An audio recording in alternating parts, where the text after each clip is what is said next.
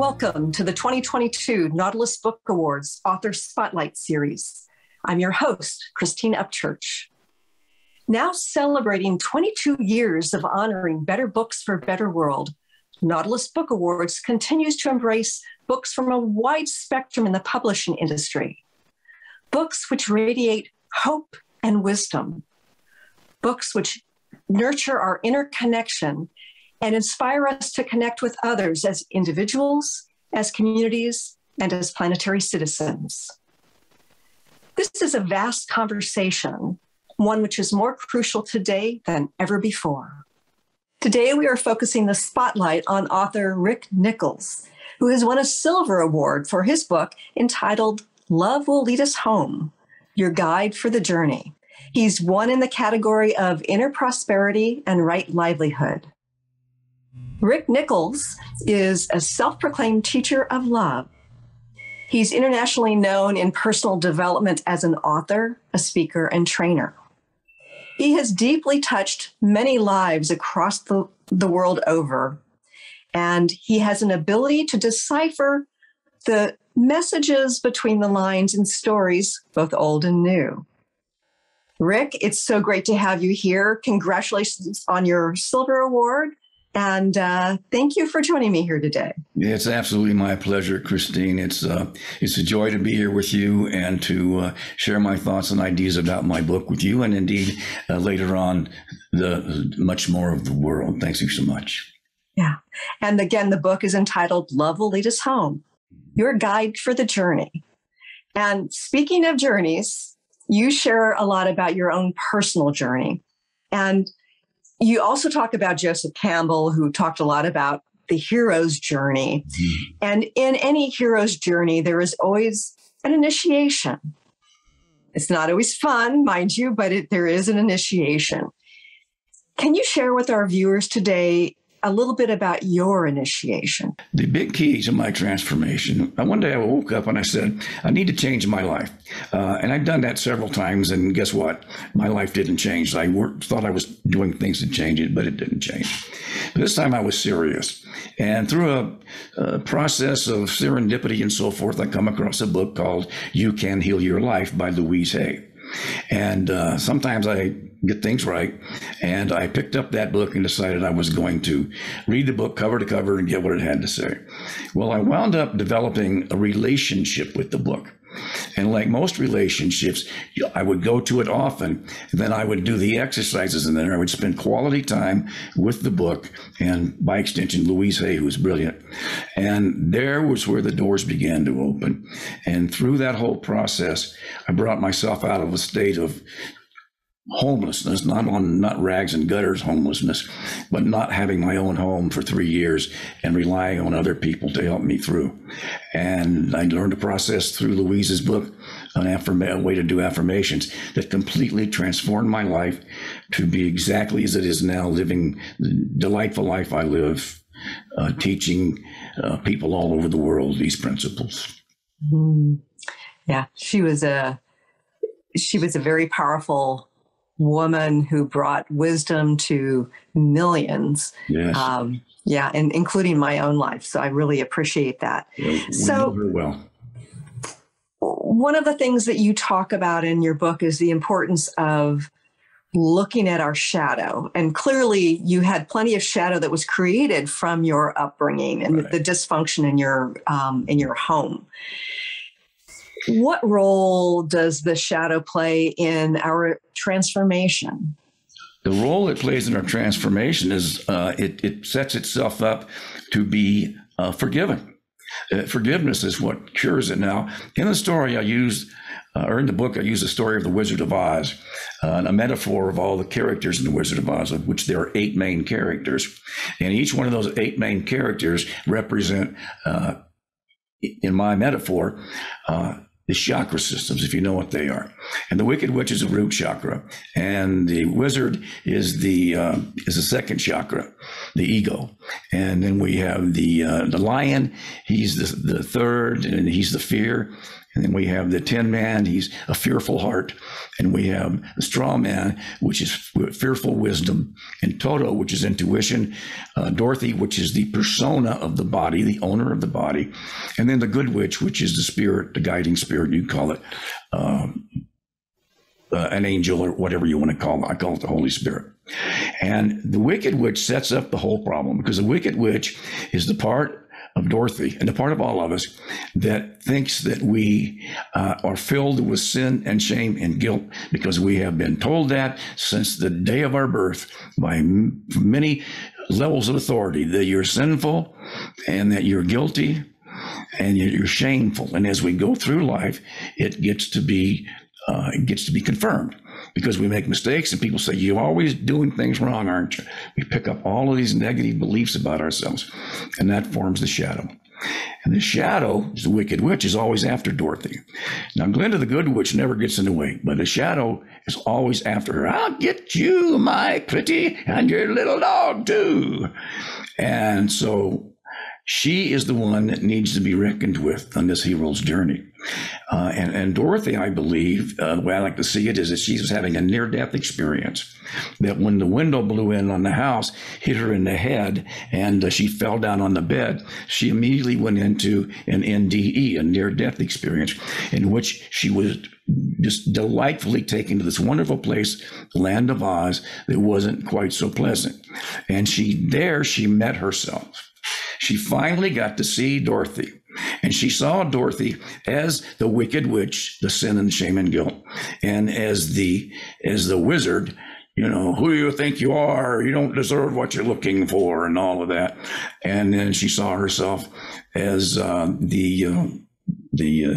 the lion, who's afraid of everything, and then the Tin Man, who's got a fearful heart, Straw Man, who is he's wise and wisdom, but he doesn't believe it, he doesn't know it, he doubts that. And Toto, who is her intuition, who's doubting himself.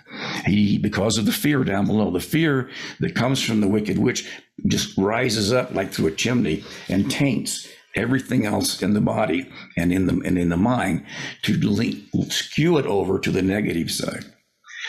Dorothy, as she goes through the story and gets to the end of it, finally, what does she do? She mistakenly, or accidentally, if you will, splashed water on the Wicked Witch, and guess what? She melted. There goes the sin and shame and guilt that Dorothy had. And I see that as the forgiveness, the cleansing. You can look at a religious point of view, baptism. Baptism is supposed to free us of our sin and shame and guilt. So Dorothy splashes water on the Wicked Witch, and she simply can't take it, and she melts. And in that moment, Dorothy gets the broomstick, and she goes back to the wizard to prove that she's killed the Wicked Witch.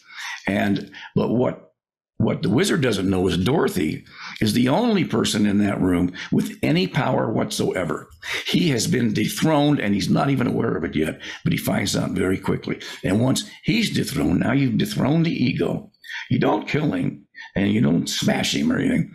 But what you do is you dethrone him. He is no longer in charge, and he becomes a beneficent little old man who's happy to give you what you need to see your way through life. I don't believe the ego needs to be gotten rid of. I think it just needs to be tamed down. It doesn't take much but a little bit of looking around the world to see many egos completely out of control. I love the fact that you use that story as an allegory and connect it to the chakras. It's profound. Dorothy is on a journey of self-discovery. It's not an external journey through the Land of Oz. It's all within Dorothy. It's all within her psyche in this near-death experience. And when she goes to the Land of Oz on a cyclone, tornado, she is spinning so much that she gets dismembered. And so pieces and parts of Dorothy are scattered all across the Land of Oz. And she sets out on this journey to go and find them. And she discovers that all of these wounded parts of herself, her shadows, and then the wizard, her ego, and so forth, are all very lovable and all very kind and all have value and all have worth. They just don't know it. They're not aware of it. And Dorothy never once criticizes them in any way. She embraces them. So, well, yes, of course, You come with me to see the wizard, and maybe you can get a brain or a heart or, whatever it is you need. And that's how Dorothy reassembled herself after this trip to the journey. And then the near-death experience is over when she goes back to Kansas. Says, Auntie Em, I love you. I love that. Everything here is right. There's no place like home. So, Rick, as we go about our own individual journeys, why is it important for us to learn the power and embrace the power of letting go? We have got to, if this planet is to survive, learn to love and respect each other. There is a love that's way beyond the love we experience in our romantic ideas of things. There is a love which is love, which is the universe. And when you experience this a few times, you will know what it is, and it will bring tears to your eyes. Once you know it, unfortunately, it doesn't stay with you a long time after that, because that would be crippling. But you know it. You've experienced it. And when you experience it, you say, this is how things should be, in this state of love. First time I saw the Taj Mahal, believe it or not, I went through this gate, and people all around, and all of a sudden, there it was before me. I'd seen pictures and videos and whatever of the Taj Mahal all along. And I stepped through that thing, and just all of it disappeared. It was a sense of extreme love, not for the building, but the fact that all of these people, and there were hundreds of them all around, and the building itself, were all one thing. I was actually unified with that. And I understood clearly in that moment what unity means, how, if anything, anyone on the planet is suffering, everyone on the planet is suffering. And it is that kind of love, and I've experienced that with many people since then too, but that's the love that will lead us home. That understanding that we're all one, we're not separate people. And my prayer is that everybody will have an opportunity to experience that level of love. And then you will know what the answer is. And it won't be another war. It won't be more weapons. It won't be more bickering and fighting. It'll be saying, I love you. And I learned through that experience to boldly and bravely and just quite naturally say, I love you, Christine, and mean it. And say that to people in the supermarkets and stuff. I don't do it too often because it scares them. And by the way, Rick, I love you too. And I witness, appreciate you and what you are bringing through your teachings in this book.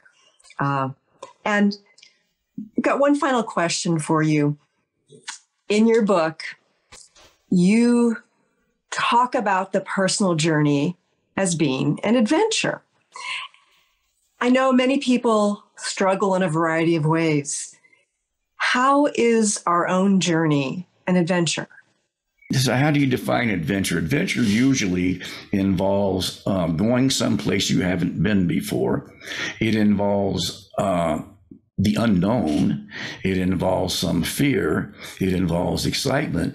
And it involves a desire to go and experience something new, whatever that is that appeals to you. Some people like to go on adventures to discover new species of animals and other ideas of life and what have you. So an adventure is something that you're going willingly into, knowing that there are hazards and knowing that it's very exciting. And when you think about it, when we enter the planet, when we come through the birth canal and we drop out there on that stainless steel table or straw bed or whatever it happens to be, we're on a new adventure. And we have a whole life in front of us. And the quicker we learn how to accept life the way it rolls out and to make the best of things, is the better off we be. Like right towards the end of my book, I paraphrase the hymn, Amazing Grace. And I say that 'tis love has brought us safe thus far, and love will lead us home. And I've taken the word grace and replaced it with love. And if you know the backstory of Amazing Grace, you'll see what I mean with that. And I think it will happen.